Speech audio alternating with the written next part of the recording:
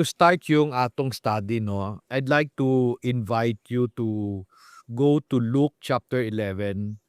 We will read verses 1 to 4. Now, but before I start, meron sana akong tanong sa inyo. Marunong ba kayo mag-pray? Or tingin lang niyo marunong kayo mag-pray? 'Di ba kasi despite of the fact na dugay ng kauban si Jesus ug iyang disciple, still they ask in Luke chapter 11, basahin natin na Luke chapter 11 verses 1 to 4. Okay, you know this prayer? Anong tawag dito? The Lord's Prayer, the Father's Prayer, no? I don't know kung naintindihan nyo kung bakit ito ang tinuro ni Jesus. Do you pray this way? Often hindi man. Ang totoo, you don't pray this way.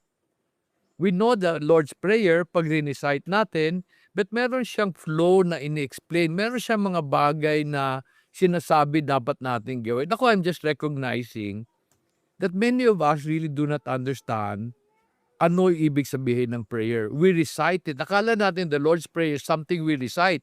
It's a concept na na-discover ko that we should understand.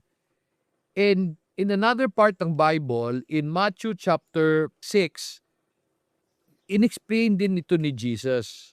Alam mo, recently, I have been studying the Beatitudes. And meron akong napansin sa Beatitudes that really struck me. Basahin ulit natin yung prayer ng the Lord's Prayer, this time in Matthew chapter 6, basahin natin verse 8 hanggang 13. Sabi ng verse 8, Matthew 6 verse 8, "So do not be like them, for your Father knows what you need before you ask Him. Pray then in this way, Our Father who is in heaven, hallowed be your name, your kingdom come, your will be done on earth as it is in heaven. Give us this day our daily bread, and forgive us our debt as we have forgiven our debtors. And do not lead us into temptation, but deliver us from evil. For yours is the kingdom and the power and the glory forever." Now, before I tell you what I learned, can you tell me what you notice? Yung when Jesus said, pray in this way, anong gusto niya pag-pray natin? Tell me yung mga observation ninyo.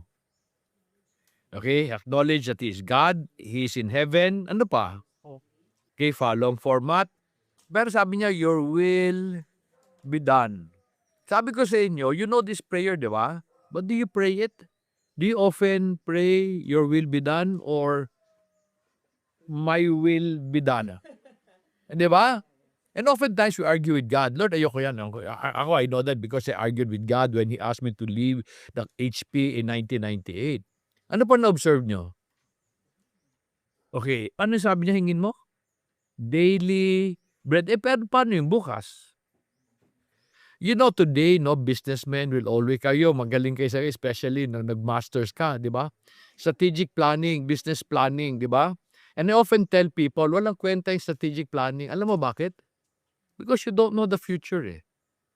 The reason why many businesses have collapsed is because they were forcing a future that they wanted.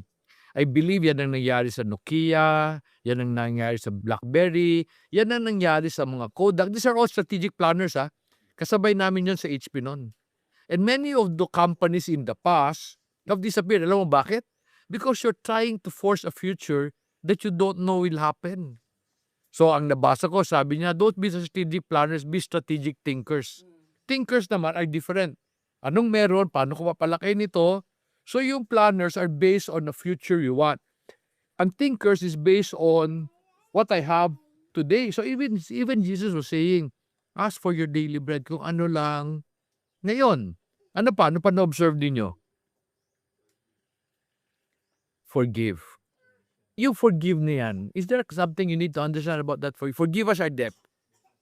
Ano condition? So therefore, if you ask God to forgive you, pero di mo forgive yung Mr. tsaka Mrs. mo, will God forgive you?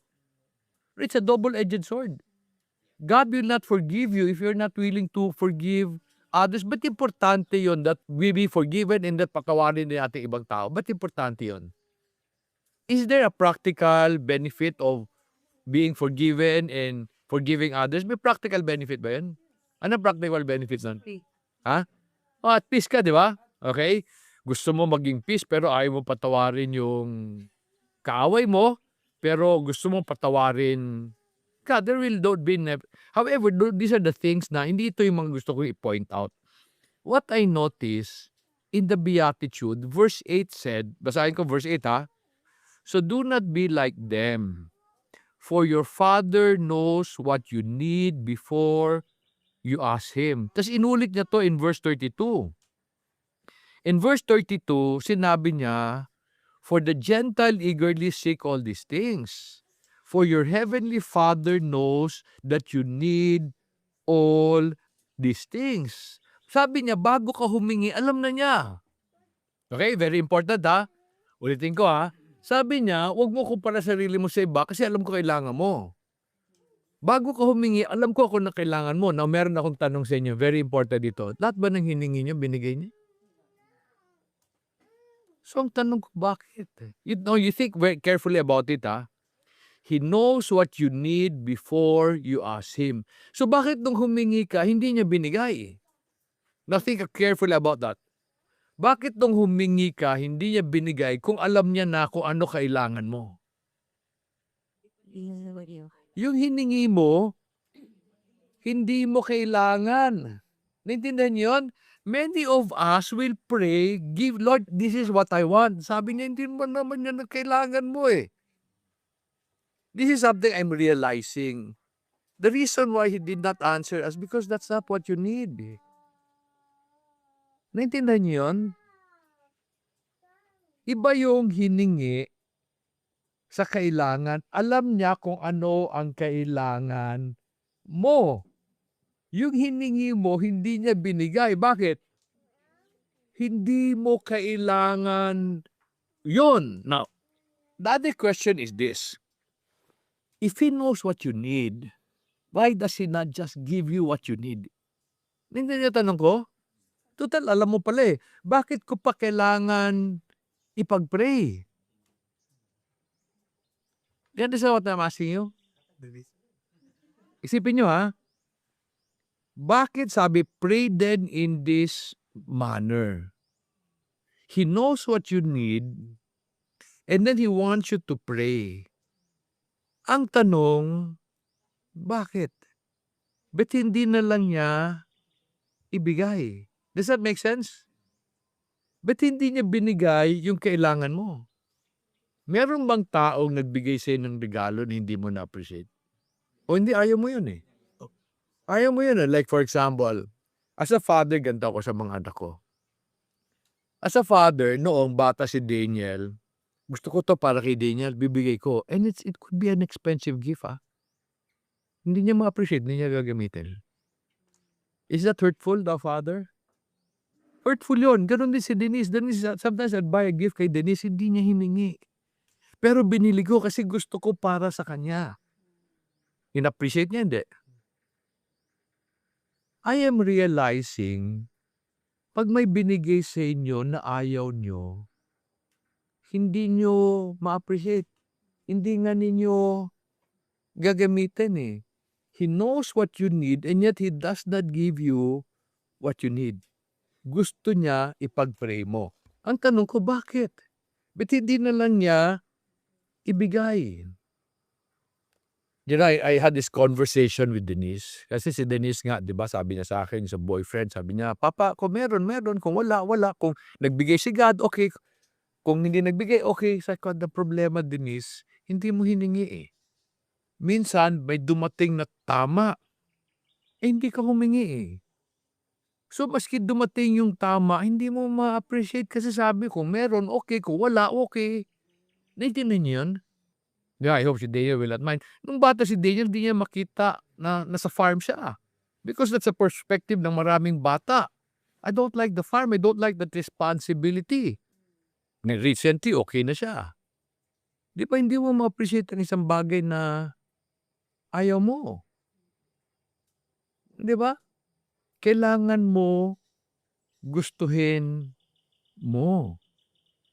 I realize that God will not answer you pag hindi mo mismo hiningi.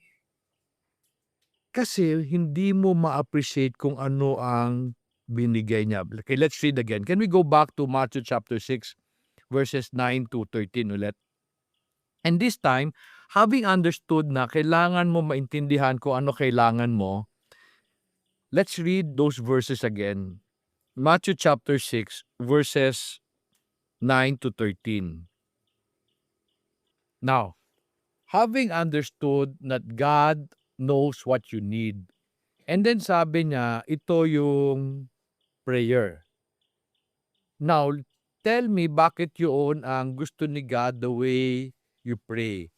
First of all, sabi niya, Our Father who is in heaven, hallowed be your name. What are you saying? Our Father who is in heaven. What does that mean? In connection to your need. God is a provider. Anong pinagkaiba ng God na provider sa tatay?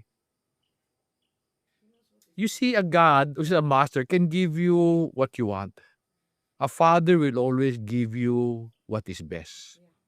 Maski minsan masakit. That's what I'm telling you. Maski minsan masakit. Like for example, nasabi ko kay Daniel, they don't join the hog farm kasi wala kang matututunan. Gusto ko magtayo ka ng sarili mo para may kwento ka, meron ka matutunan. It would be better for me to just put him sa kwan than put you in the payroll. Will that be good or not? Good in the sense na wala siyang matututunan. Pero titiisin ko siya para meron siyang matututunan. Sabi niyo, Our Father who is in heaven. Ako today, my comfort when I get into problem is always to remind myself, God is my Father. He will never allow me to go through anything that is not good for me. Maski masakit. Di ba today at 150 pesos per kilo live weight, masakit yan. Ang nipis na yan. Ang nipis na masyado. We're estimating our cost is around 12 to 13,000. Ang nipis niyan. Pero sige lang. God will not allow me to go through anything. Di ba? Ano prayer ko? I can pray, no, Lord, bring back the price. Is that good? Okay, Ben? Okay na naman, di ba? Now, is that what I need? Not necessarily. So, kung yung gusto ko, sabihin ko, Lord, pataas mo na ang presyo. Pero meron siyang gusto. Pero isip ko, tatay ko yan. Alam niya kung ano ang tama. Ano yung next? Ano yung next na sinabi doon sa the Lord's Prayer? Sabi niya, your kingdom come. Your will be done. What does that mean? Hindi importante anong gusto mo. Ang importante ano gusto niya. Bakit? Kasi yung gusto niya, mas maganda sa gusto mo. Like for example, I was reminded by one of my lesson na sabi ko, I have stopped making dreams. Bakit? Because all of this is not part of my dream. Nung bata ako, simple lang yung gusto ko. May bahay, may kotse, maka-retire. But God gave me so much. Yung gusto niya parating mas maganda sa gusto mo. So kaya ang prayer is yung gusto mo. Your will be done. And then sabi niya, give us this day our daily bread. Bakit daily bread lang? Kasi pag you ask for the future, it just overwhelms you. In fact, ako na-notice ko, the great businesses now overwhelmed because yan, strategic planning, yun ang turo sa eskwelahan, di ba? Okay, dream of the good future. But you can never dream of a good future. You don't control the future. The only thing you control is your today. So the best prayer is, ano gusto mo, Lord? Hindi yung gusto ko. Pag hindi ka na sinagot ni God, ibig sabihin, you're asking for something na hindi niya gusto. Like for example, let's be practical. I want these problems sa Pilipinas to end. My other prayer is, Lord, palit ka ng leader. Is that a reasonable prayer? Is that a good prayer? Let me tell you it's a bad prayer. Because there's nothing wrong with our leader. I always tell my friends, our leader is a reflection of who we are. God gave us a leader we deserve. What does that mean? Tayo natin na kay Duterte kasi he was dealing with the drug problem. What did God give us? A leader with drug problems. Yung gusto ng tao nun, why all this bill? Bigay mo na lang sa amin. So binigyan tayo ng leader na binigay lahat sa tao. Ako, tuwid na problema ko sa ayuda. We become indebted. So therefore, we cannot make the right decisions. Di ba? Binenta mo eh. Binigyan ka. So God has given us leaders who we deserve. Yung tagapaniwala. The right prayer is, Lord, change us. Change us first so that we may be worthy of a good leader. Bigyan ka ng mabait na leader. Like for example, I did not vote for Lenny. But I think Lenny is a nice person. I really do. Pag si Lenny leader natin, do you think will change? I think will abuse. Changing leader is not the right prayer. The right prayer, Lord, change us. Kami mismo. I wrote this article that said that people are demanding stop corruption. Pero where should you start? Sabi na palitan niya sa gobyerno. Kita. Masukot na pag magbayad ng tax. Di ba? Masukot na pag may pipila. Okay? We're corrupt. Binenta natin, boto natin. Where should you start? Start with you. Changing leadership is not what we need. We need to change. Yun ang prayer. Okay? So I'm realizing, dati ang turo ko sa inyo, di ba? God will not answer your prayer if you are not ready. But I'm realizing many of us, we ask for something we do not need. We ask something for things we like. Pero di ba sabi ni Jesus, can you go to John chapter 15, verse 16? Okay, sabi niya John 15:16, you did not choose me, but I chose you and appointed you that you would go and bear fruit and that your fruit would remain, so that whatever you ask of the Father in my name, He may give to you. Did you ever pray in Jesus' name? Lord, I want this in Jesus' name. Sinagot ka? Hindi. Lahat ng hiningi mo in Jesus' name, sinagot? Hindi. Ang totoo, hindi. Bakit? Kasi you ask in His name, hindi naman yun ang gusto niya para sa'yo eh. Using Jesus is not a license to ask for anything. Hindi na niyo yun? Asking in His name is not a license to ask what you want. Asking in His name means, I ask you gusto niya. When you understand that, everything makes sense. Katulad nung sabi niya doon sa Matthew chapter 11:28-30. Punta tayo doon. When He said, take on my yoke. Matthew chapter 11, verse 28 hanggang 30. Okay, basahin ko yung akin. Sabi niya, Matthew 11:28. Come to me, all you who are weary and heavy laden, and I will give you rest.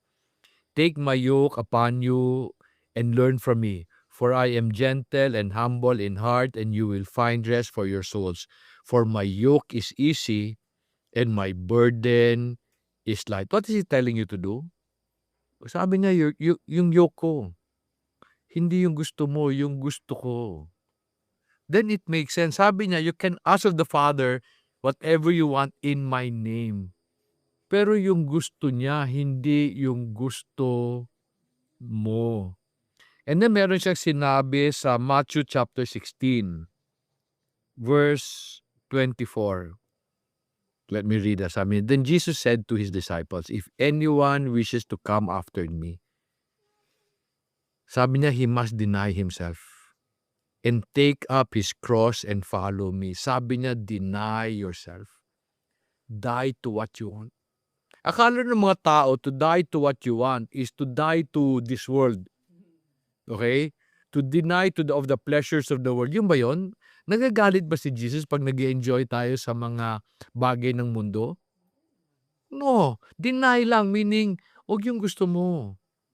Yung gusto ko. Kasi mas gusto ko now. Ang tanong lang, how do you get to what He wants? Sabi niya, you follow me. Hindi lang yung gusto mo, yung gusto ko, pati paraan ko. Hindi paraan mo. Marami kayong ipapag-pray. And many of them, God will not answer. Katulad nga noon, whenever there's a discussion about money sa mga empleyado, and they say, kulang, Lord, dagdagan mo. Normally, sinong hinihingin lang magdagdag? Employer, di ba? Gusto nila dagdagan ng employer. So, hindi sila sinagot ni God. But hindi sila sinagot ni God? Kasi hindi naman issue yung sweldo eh. Ang issue, ba't hindi mo kayang pagkasyahin? Eh, yan lang ang binigay ko sa iyo. Do you want God to give you more? Of course. Pero ang tanong lang, kung hindi mo nga kaya pagkasyahin to ngayon, pag binigyan kita ng mas malaki, magkakaproblema lang tayo. When we are struggling, we often pray that God would deliver us. We do not ask, ano tinuturo mo sa sitwasyon ko? Kasi sabi ng Bible, He will not give you more if you cannot take good care of what you have already. That's basically the theme of the Bible. Binigay na sa iyo ano ang kailangan mo. Do you like what you have today? Minsan nagrereklamo kayo. Nagrereklamo kasi you want more. Pero ang tanong ko, are you ready for more? Kung hindi nga kaya pagkasyahin kung anong meron today, di ba? Why will God give you more? Ikakasira mo yon. I'd like to end this lesson by asking you to go to my favorite verse. Favorite verse ko sa Bible is Jeremiah 3:19. Jeremiah 3:19. Then I said, how I would set you among my sons and give you a pleasant land, the most beautiful inheritance of the nations.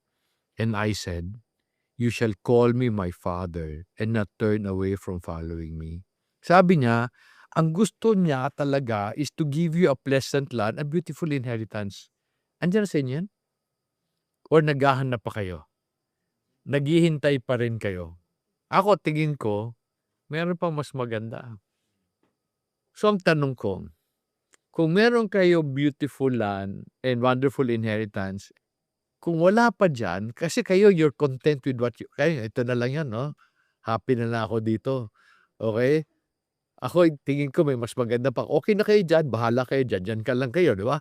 Pero kung meron pang mas maganda, ang tanong ko, hindi ba kaya ni God kayo bigyan today ng mas maganda pa? Ba't hindi niya binibigay? One, you did not ask for it. Second, you're not ready. God would have given you more if you ask for it and if you are ready for the responsibility. So oftentimes, ang prayer is, Lord, it's not that God would deliver you from your problem, that you be ready, that you learn from the problem. Para na itong Pilipinas na to. Ako, I don't watch YouTube anymore. I don't watch the news kasi nadi-disappoint ako. Kasi people, para sa akin, are praying the wrong prayer. You want a change of leadership, pero we're not asking a change in us. You want God to improve your situation, but you're not asking God to improve you. Kaya ka naman bigyan ni God ng mas maganda eh. Kaya naman talaga yun eh. Pero ang tanong lang, ready ka ba? Or hiningi mo ba yung gusto niya? Ako, that's what I'm learning today. If you want something, ask for it. Pero do not ask for what you want. Ask for what He wants. Then, ibibigay niya yun. Many of us wants a better life. Many of us are not ready. So, ang prayer dapat natin is to prepare us, to help us respond to whatever life sends to us. Ako, I'm realizing today, many prayers are, Lord, deliver me from the storm. Ang na-realize ko, God is the storm. Pinadala niya yan sa'yo. So ako, I hope that you enjoy your prayer life. Pero tanong na siguro, no, how do I know what He wants for me? How do I know what I need? What I really need? How do you know? last time, no, nagkaroon kami ng kuha ni John last Sunday, ng Zoom, may nagtanong, "How do I know what I want?" Okay ba yun? Tanong, "How do I know what I want?" Ang tanong, hindi I know what I want. Ang tanong, what do I have today? Kasi you must want what you have. The start of a good journey is to accept, ito ko, ito sitwasyon ko, papagandahin ko to. It's not asking God for a good future. Yung good future, bibigay niya sa inyo yan. Kung ready kayo. Kung gusto niyo yun. Siguro lang, comment ko lang, you work it out. You see, an inheritance is not something you work for. It is something given. Inheritance man. Nobody deserves an inheritance, ha? Inheritance is a gift. Pero ibibigay yon sa taong ready You na. have to take care of it. Diba? Sa taong ready na. Like for example, I was telling Daniel, sa inyo yan, sa inyo to. Pero I will not give it to you first. Bigay ko sa inyo pag ready na kayo. Kasi pwede nila ikasira eh. Okay? So, inheritance is a gift. It is not something you deserve. Pero ako, I always tell my children, tsaka ako ang galing ko, don't make plans based on inheritance. Hindi dapat siya ang nagpapayaman sa'yo. Regalo yun eh, dagdag. Minsan I heard for families na nag-away sa inheritance. Di ba? The blessing became a curse kasi feeling nila I need more para yumaman din ako. Inheritance is bonus yan, bonus. Hindi siya dapat ang basihan ng pagyaman mo. Pag hindi mo kaya payamanin sarili mo kung nasan ka today, hindi ka papayamanin ng mana na yan. Basta sa akin yan, parabi ko, it is a gift. It must be passed on when you are ready. Kasi inheritance, diba, the prodigal son, ikinasira yun ng anak. In fact, there's a verse in the Bible that I just saw. When you ask an inheritance prematurely, it curses you. Kasi you're not ready. Okay? So, summarize tayo ha. Yun ang nakuha ko. God knows what you did. The reason why He does not answer your prayer or the things you ask for because you did not ask for what you need. Now, why is He asking you to ask? Because you will not appreciate yung bigay niya kung hindi mo hiningi. Gusto niya baguhin mo yung prayer mo. Para pag dumating yung blessing, sabi mo, ay, blessing. Di ba? Kasi minsan, yung blessing, ayaw mo. Ay, ayoko naman yan eh. Di ba? Iba naman yung hinihingi ko eh. Di na-disappoint ka lang. Let's pray. Heavenly Father, maraming salamat for your goodness sa amin, that you would even speak to us through your word. Lord, my hope and my prayer is that all of us will always ask what you want for us, not what we want for ourselves. Kasi Lord, naniniwala ako, you are Father, we are children. Whatever your plan is, Lord, yan ang pinakamaganda. Thank you for the grace that you have given us. Thank you, Lord, for the blessing that you have been allowing us to experience. Sana we will be good stewards of every gift that you give us, Lord. In Jesus' name we pray.